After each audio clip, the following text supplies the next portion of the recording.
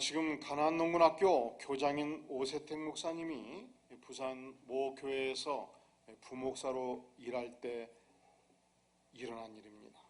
이 담임 목사님과 업무 협의를 하고 있는데 한 신실한 여성 집사님이 갑자기 담임 목사님 방을 두드렸습니다. 면담을 요청한 것입니다. 자리에 앉자마자 하소연하기 시작했습니다. 아니, 어찌 우리 집 며느리는 그렇게 예의가 없는지, 어찌 조금만 피곤하면 아들 밥도 안 챙겨주는지, 아니 그래도 한국 사회가 장유 유서인데 시어머니 대접을 제대로 하지 아니하는지 이 며느리의 문제점을 아주 신랄하게 폭로하고 하소연을 하기 시작한 것입니다. 마침 업무 협의 중이었기 때문에 엉거주춤 내가 이런 이야기를 듣는 것이 안 좋겠다 싶어서 나가고 싶어도 나갈 수도 없고 앉아있자니 그러고 이 엉거주춤 하소연을 다 같이 듣고 있었습니다. 이제 한참 호소연이 끝나니까 목사님이 한 말씀 하신 거예요. 집사님, 더 하실 말씀 없습니까? 다 얘기했습니다. 그랬더니 담임 목사님이 위로의 말씀을 하는 것도 아니고 이 시어머니 편드는 말씀하는 것도 아니고 격려의 말씀하는 것도 아니고 집사님 성경 펴세요. 갈라디아서 5장 14절 읽어보세요. 형제들아, 너희가 자유를 위하여 부르심을 입었으나 그러나 그 자유로 육체의 기회를 삼지 말고 오직 사랑으로 서로 종노릇하라. 이 말씀을 읽더니 시어머니 집사님의 얼굴이 노랗게 질려버렸습니다. 여기서 멈추질 않아요. 드디어 목사님이 권면 설교의 말씀을 시작을 하는 것입니다. 시어머니가 며느리가 함께 만나는 것은 하나님 편에서 보면 다 하나님의 자녀들입니다. 오늘 성경이 뭐라고 말씀합니까? 형제들아, 너희가 자유를 위하여 부르심을 입었다 말씀하지 않습니까? 시어머니는 뭐고 며느리는 뭡니까? 다 자유를 위하여 부르심을.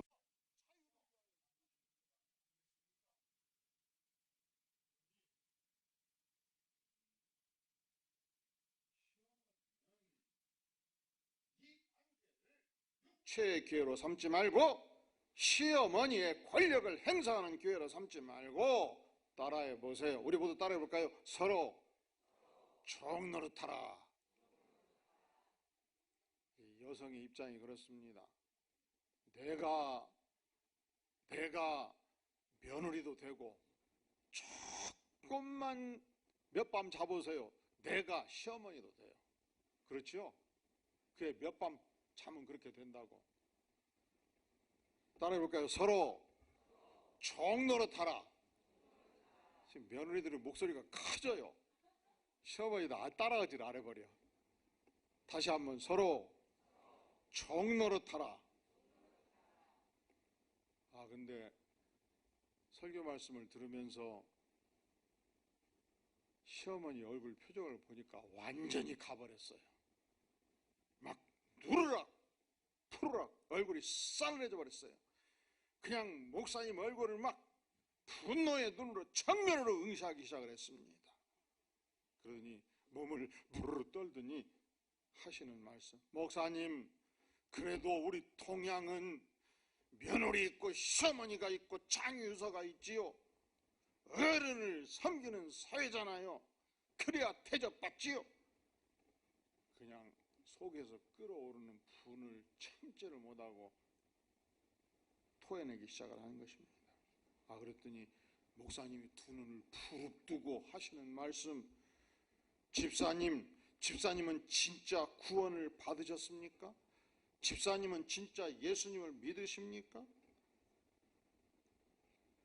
우리가 오늘날 많이 예수님을 믿는다 하면서 구원을 받았다 하면서 거듭났다 하면서 중생했다 하면서 실제로 예수님의 말씀을 따르지 않는 분들이 많습니다. 실제는 공자님 말씀을 따르는 분들이 많습니다.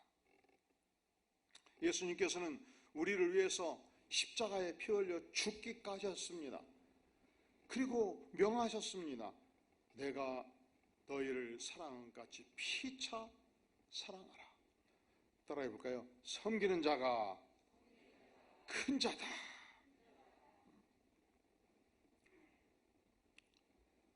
그랬더니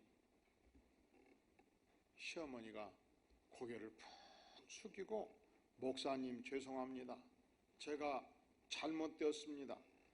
제가 잘못을 회개하고 예수님 말씀 따라 살겠습니다. 그날 시어머니는 충격을 먹고 거듭나기 시작을 한 것입니다. 내가 절대적으로 예수님 말씀 따라 살겠다 결심을 하고 거듭나게 된 것입니다. 며느리가 늦게 일어나면 피곤한 듯 이해하고 밥을 짓기 시작했습니다. 며느리가 바쁠 때는 직접 시장을 보기 시작을 했습니다. 그래서 이 말씀을 따라서 형제들아 너희가 자유를 위하여 부르심을 입었으나 그러나 그 자유로 육체의 기회를 삼지 말고 오직 사랑으로 서로 종노릇하라. 종노릇하기로 작정하고 섬기기 시작을 했습니다.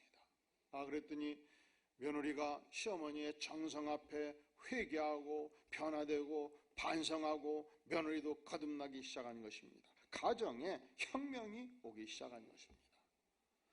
우리가 예수님을 만나면, 그래서 물과 성령으로 거듭나면 인간관계에 혁명적인 변화를 경험하게 됩니다. 예수님을 만나기 전에는 세상이 좋았습니다. 세상에서 잘난 것을 자랑하는 것이 목표였습니다. 누구나 그렇죠. 그런데 예수님을 만나고 나면 얼마나 내가 처절한 죄인인가를 압니다.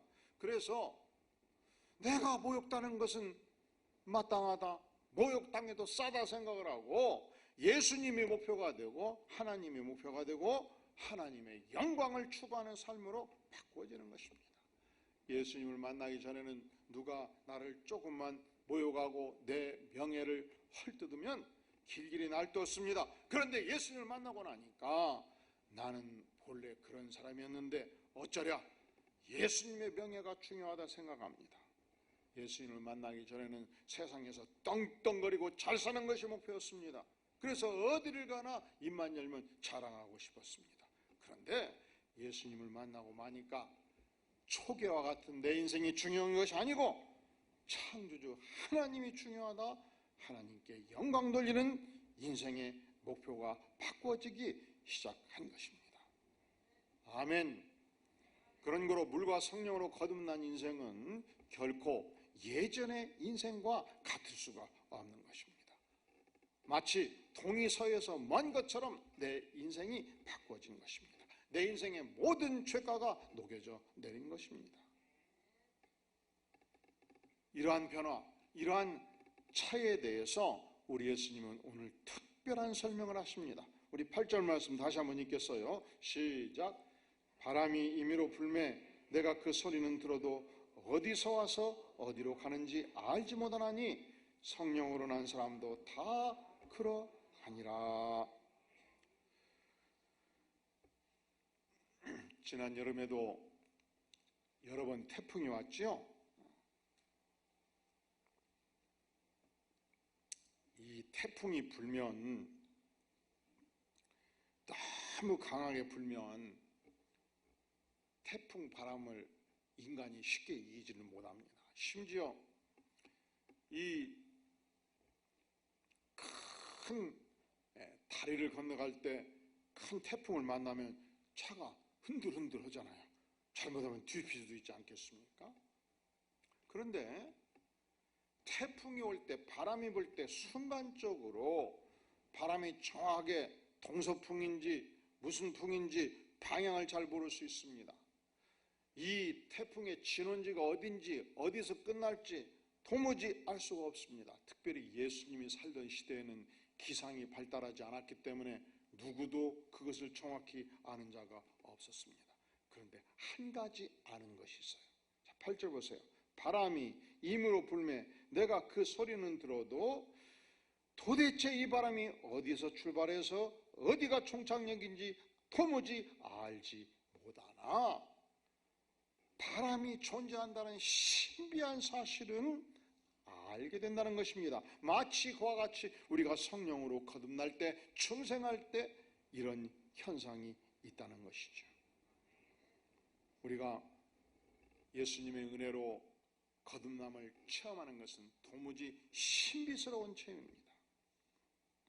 마치 바람이 임의로 불 때에 그 바람이 어디서 와서 어디로 가는지 모르나 바람의 존재를 알듯이 우리는 예수 십자가로 구원을 받고 예수 십자가를 통해서 거듭날 때 이 거듭난 신비한 사실을 바로 인식하게 되는 것입니다. 150여 년 전 찰스 다윈이 진화론을 발표를 했습니다. 이 진화론의 근본 이론은 하나님이 세상을 창조하지 않았다는 것입니다. 세상은 저절로 생겼다는 것입니다. 그래서 단세포 생명체인 아메바가 다세포 생명체로 진화했고, 다세포 생명체가 척추동물이 됐고, 척추동물이 원숭이가 됐고, 원숭이가 인간이 되었다. 그것을 주장합니다.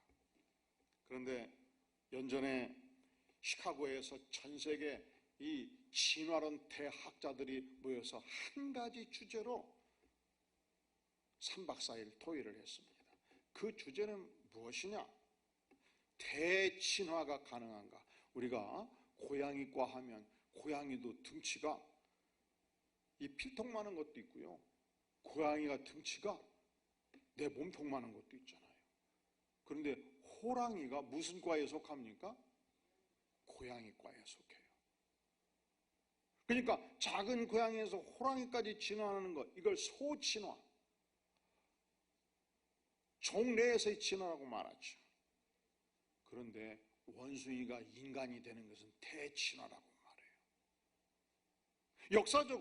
역사적으로 이론적으로 과학적으로 대진화가 가능한가? 이것이 진화론자들의 토의 주제였습니다. 우리가 진화론은 언제든지 진화의 법칙이라고 과학자들이 말하지 않습니다. 진화론은 가설이라는 거예요. 그런데 멘델의 법칙은 언제든지 멘델의 주장이라고 말하지 않습니다. 멘델의 뭐라고 말하죠? 법칙이라고 말합니다. 멘델의 법칙은 뭐냐? 팥을 심으면 죽어도 그곳에서는 뭐가 난다? 콩이 난다? 아니라는 거예요. 이 유전의 가장 중요한 법칙은 팥을 심는 곳에는 반드시 팥이 나고, 콩을 심는 곳에서는 반드시 뭐가 난다? 인간 종자는 반드시 결합하면 인간이 나온다. 이것은 증명된 법칙. 그래서 멘델의 주장이라고 말하지 않고 멘델의 뭐라고요? 법칙이라고 말해요. 진화론은 진화의 법칙이라고 그래요. 진화론이라고 그래요. 진화론, 그러니까 진화 가설이라는 거예요. 입증된 바가 없다는 거예요. 그것이 과학적 이론의 결론이에요. 그런데 전 세계 유명한 진화론 학자들이 모여가지고 3박 4일 동안 논의한 결과 종대 종의 진화, 대진화, 원숭이에서 인간이 되는 이 진화는 첫째로 역사적으로 입증된 바가 없다. 화석으로 입증된 바가 없다. 가설에 불과하다. 그것이 전 세계 유명한 진화론자들이 모여서 3박 4일 동안 내린 결론이었습니다. 그것을 트리문즈 기자가 자세히 참여하고 그 결론을 인용한 바가 있습니다. 그런데 150여 년 전 찰스 다윈이 진화론을 발표한 뒤 그가 남미에 가서 이 남미 원주민 파타고니아 원주민을 연구하기 시작했습니다. 그들을 연구해 보니까 꼭 원숭이 같아요. 인간 같지가 않아요. 너무도 잔인하고 비인간적인 종족이었습니다. 이들이야말로 인간과 원숭이의 중간되는 존재의 모양이다 하고서 연구 대상 목록에서 제외를 했습니다. 상당한 세월이 지났습니다. 그런데 어느 선교사가 이 남미 파타고니아 원주민에게 복음을 전하기 시작했습니다. 저들이 중생을 처음 했습니다. 예수님을 만났습니다. 예수님의 말씀을 따르기 시작했습니다. 저들이 잔인한 인생이 죄인 것을 알고 생활 습관에 거대한 변화가 오기 시작한 것입니다. 지극히 잔인한 부족이, 조금만 원수를 맺어도 사람을 살해했던 부족이 예수님을 만나고 사랑의 부족으로, 지혜의 부족으로 변신하기 시작한 것입니다. 추후 찰스 다윈이 다시 이 파타고니아 종족을 방문했을 때 깜짝 놀랍니다. 도대체 이들이 어찌 이렇게 변할 수 있단 말인가? 이들은 원숭이와 인간의 중간이 아니고 이들은 진정 인간이었다. 그리고 예수님을 만나고 중생을 체험함으로 저들이 바꿔진 변화의 원인을 알고 찰스 다윈은 거금을 이 분족을 위한 선교 헌금으로 쾌책했다는 기록을 남기고 있는 것입니다. 중생이 무엇이냐? 이 중생은 신비한 것입니다. 중생이 무엇이냐? 성령이 역사할 때 인간이 체험하는 하나님의 위대한 구원 구조인 것입니다. 사랑하는 성도 여러분, 이 카피라이터로 유명했던 이만저 선생을 아시나요? 그분이 뒤늦게 나이가 들어서 친구의 전도를 받고 예수님을 믿고 중생을 체험하게 된 것입니다. 그리고 이런 글을 남겨요. 참 별 희한한 일도 있다. 참 별 희한한 일도 다 있다. 내 나이 머지않아 지천명을 바라보는 나이에 아무리 생각해 보아도 별일은 별일이로다. 세상에 나처럼 한평생 엉덩이 뿔을 높이 달고 휘저어대며 오로지 술과 벗과 객기를 인생의 낙인 양 믿고 살던 사람이 어느 날 갑자기 그 줬던 술벗들 다 버리고 예수님 사랑해요 어쩌고를 응얼거리며 이미 이 세상에 호적이 존재하지 아니하는 까닭에 일찍이 한 번도 본 일이 없는 먼 나라 목수생이 아들 예수 그리스도를 은근히 혼자서 속으로 짝사랑이 시작했으니 말이야 참 희한한 일도 다 있다. 이분이 60이 넘어서 친구 소개로 성경을 읽고 예수님을 만나게 되면서 인생이 변하기 시작했습니다. 이 거듭남의 심부리를 자기가 생각해도 참 희한한 일이다. 어찌 이러한 희한한 일이 내 인생에 있을 수 있단 말이냐 고백하고 있지 않습니까? 우리가 인생을 여실히 성찰하면 우리의 육체의 존재 자체가 대단히 신비하지 않습니까? 그래서 다윗은 시편 139편에서 외치기를 내가 주께 감사하오면 나를 지으심이 신묘막측하십니다. 주의 행사가 기이함을 내 영혼이 잘 아나이다. 내 육체의 인생 자체가 신묘막측하다. 신기하고 오묘함이 도무지 측량할 길 없어라 외치지 않습니까? 육신으로 태어난 것도 이토록 신비한데 우리가 예수 십자가를 통해서 하나님의 자녀로 다시 태어난다는 것은 얼마나 신비한 일입니까? 사랑하는 성도 여러분, 거듭남, 중생이란 과연 무엇이냐? 예수 십자가로 우리가 거듭나는 이 현상은 하나님의 위대한 신비라는 사실입니다. 두 번째로 거듭남은 무엇을 의미하는가? 이 거듭남은 언제든지 역사적 사실이요 역사적 실체라는 것입니다. 2003년도 매미 태풍이 한반도 남쪽을 휩쓸을 때 초속 60m의 강풍이었습니다. 이 정도의 강풍이면요 사람이 지지대를 잡지 않으면 날아가는 정도예요. 그 전에 가장 강했던 태풍이 1959년도 사라오 태풍이었습니다. 그 태풍이 그때 어떻게 피해가 많았던지 사라오 태풍을 기억하는 분들이 많아요. 초속 46m였습니다. 남해안 해안가를 초토화시켜버렸습니다. 이 사건이 너무 엄청났기 때문에 많은 사람들이 매미호 태풍, 사라오 태풍을 잊지 않습니다. 그것은 역사적 사실인 만큼 누구도 부인하지 아니합니다. 그런데 사랑하는 성도 여러분, 우리 하나님의 백성들이 그리스도인들이 거듭난다는 것은 지난 2000년 동안 끊임없이 역사 속에서 확인된 역사적 체험이요 삶의 변화라는 사실입니다. 그래서 우리 주님께서 이 부인할 수 없는 역사적 사실인 것을 밝히기 위해서 바람의 비유를 말씀하지 않습니까?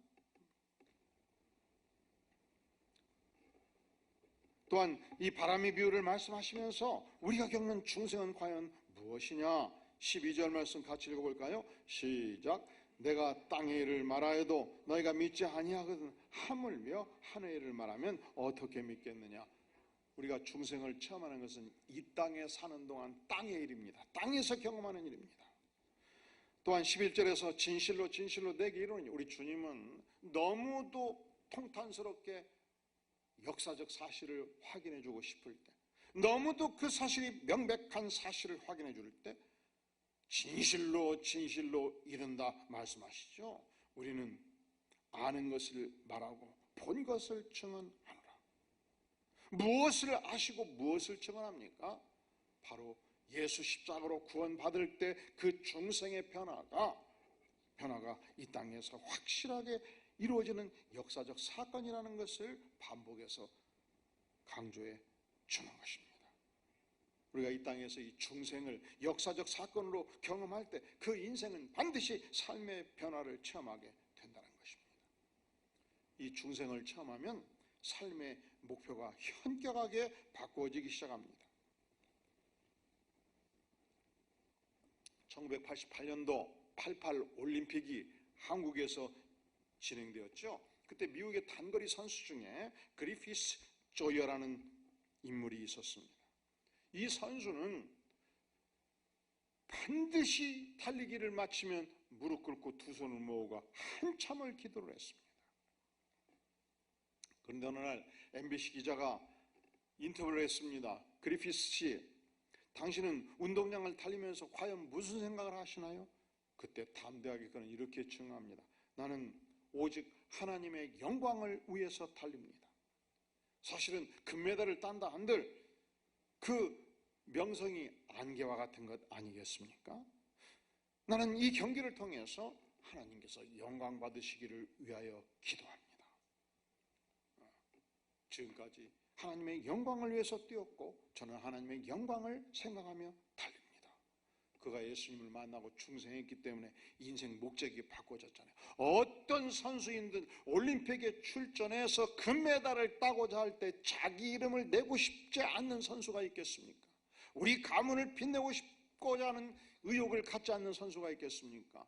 대한민국의 태극기를 달고 달리면서 대한민국의 영광을 생각하지 않는 선수가 있을 수 있겠습니까? 그런데 그리피스는 달랐습니다. 그가 주님을 알고 충성하고 인생의 목적이 바꿔진 것입니다. 오직 하나님의 영광을 위하여 그는 달리고 또 달린 것입니다. 자, 중생은 무엇을 의미하는가? 중생 자체는 하나님의 신비예요. 중생 자체는 이 땅에서 반드시 이루어지는 역사적 사실입니다. 이 중생은 세 번째, 어떻게 우리에게 이루어지는가? 우리 다 함께 16절 말씀 같이 봉독해 볼까요? 시작. 하나님이 세상을 이처럼 사랑하사 독생자를 주셨으니 이는 그를 믿는 자마다 멸망치 않고 영생을 얻게 하려 하심이라. 하나님이 세상을 이처럼 사랑하셨습니다. 얼만큼 사랑하셨습니까? 하나님이 가장 사랑하는 독생성자 예수님을 십자가에 내어줄 만큼 사랑하셨습니다. 이 중생은 하나님의 끝없는 사랑을 반영하는 것입니다. 하나님의 끝없는 사랑에 기초한 것입니다. 그리고 이 말씀은 성경 66권 중에서 가장 유명한 말씀이 되었습니다. 선교사들이 미 전도 족속을 향해서 복음을 전할 때 성경을 번역할 때 가장 먼저 번역하는 말씀이 요한복음 3장 16절이라고 합니다. 사랑하는 성도 여러분, 주일학교 학생들이 가장 많이 암송하는 말씀이 어디예요? 요한복음 3장 16절입니다. 예수 안 믿는 세상도 요한복음 3장 16절을 기억합니다. 이 말씀은 하나님이 끝없이 이 세상을, 인생들을 사랑하신다는 사실을 밝혀줍니다. 이 말씀은 하나님이 가장 사랑했던 독생성자 예수님이 이 땅에 오셔서 나를 대신해서 십자가에 죽기까지 하심으로 우리 인생들의 심판을 면제해주고 영생을 주셨다는 사실을 밝혀줍니다. 우리 다 함께 17절 18절 같이 봉독하겠어요? 시작. 하나님이 그 아들을 보내신 것은 세상을 심판을 하심이 아니요 그로 말미암아 이 세상이 구원을 받게 하려 하심이라. 그를 믿는 자는 심판을 받지 아니하는 것이요 믿지 아니하는 자는 하나님의 독생자 이름을 믿지 아니하므로 벌써 심판을 받은 것이니라. 아멘. 이 세상은 하나님을 알되 하나님을 존경하지 아니했습니다. 하나님께 영광을 돌리지 아니했습니다. 아니, 하나님을 모른다 했습니다. 그래서 이 세상은 하나님의 심판에 갇혀 있는 세상입니다. 그런데 예수 십자가의 사랑으로 우리가 예수님을 만나고 중생할 때 첫 번째, 우리는 하나님의 심판으로부터 면제된다 말씀하는 것입니다. 또한 우리가 빛 가운데 진리 가운데 사는 새로운 인생이 되었다고 오늘 성경 말씀은 선포하고 있는 것입니다. 영국에 존 뉴턴이라는 인물이 있었습니다. 그의 아버지는 노예 무역선 선장이었습니다. 어머니가 일찍이 세상을 떴기 때문에 청소년기에 노예 무역선 선장 아버지를 따라서 노예 무역선을 타고 여행을 했습니다. 그는 흑인 노예들은 얼마든지 학대할 수 있다고 생각했습니다. 그의 성격이 대단히 거칠어갔습니다. 그런데 어느 날 항해를 하다가 파선의 위기를 만납니다. 죽음의 벽에서 그가 회개하고 예수님을 영접해서 새 사람이 되었습니다. 그때가 23살 때였습니다. 그는 그때부터 전도자의 인생이 되기를 원했습니다. 그가 유명한 설교자였던 조지 화이트필드를 만나고 인생을 하나님께 드리고 39살의 목사가 되었습니다. 그리고 평생 동안 노예 폐지 운동, 노예무역 폐지 운동에 자신의 인생을 불살랐습니다. 그가 54살이 되었을 때 하나님께서 나 같은 죄인 살리신 큰애가 얼마나 큰가를 묵상하다가 한 시를 짓기 시작했습니다. 나 같은 죄인 살리신 주 은혜 놀라워 잃었던 생명 찾았고 광명 얻었네. 큰 죄악에서 건지신 주 은혜 고마워 나 처음 믿는 그 시간 귀하고 귀하다. 이 찬송이 지난 100여 년 동안 전 세계에서 얼마나 많이 울려 퍼졌겠습니까? 중생의 은혜를 노래한 놀라운 찬양입니다. 사랑하는 성도 여러분, 여러분들이 이 거듭남의 은혜를 처음 했다면 이 거듭남의 사랑을 과연 누구에게 증거하시겠습니까? 머리 숙여 기도합니다. 영광의 주님, 죄 많은 인생 주께서 버리지 아니하시고 신비한 구원의 은혜, 거듭남의 은혜를 주신 것을 감사를 드립니다. 주님, 이 주님의 놀라운 사랑에 우리가 부복하며 오늘도 이 영광의 복음을 이웃과 나누기를 구합니다. 성령 하나님 기름 부어 주시옵소서. 예수님의 이름으로 간절히 기도하옵나이다. 아멘.